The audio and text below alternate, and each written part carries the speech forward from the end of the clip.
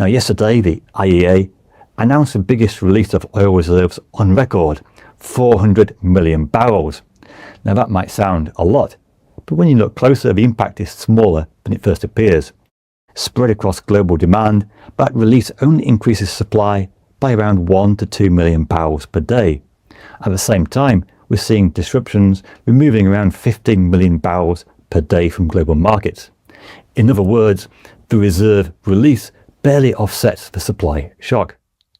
And because the Strait of Hormuz is effectively restricted, major producers like Kuwait and Iraq have had to reduce their oil production. Oil cannot simply be turned on and off like a tap. When exports are blocked, storage facilities quickly fill up, forcing producers to slow extraction.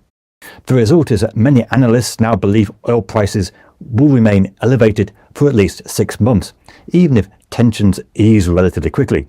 If a conflict escalates, prices could easily rise to $150 per barrel, or perhaps even higher. Now, history tells us that major oil shocks often precede recessions. These past oil price rises all led to big economic downturn.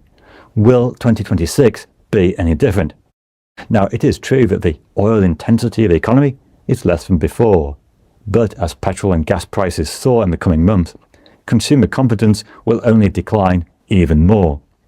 The problem is that the economy in 2026 has many other underlying weaknesses we didn't have in past crises.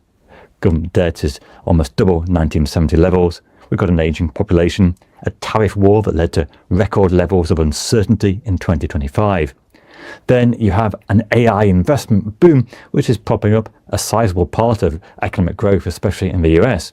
At the end of 2025, Goldman Sachs argued that the stock market had already priced in $19 trillion of AI growth.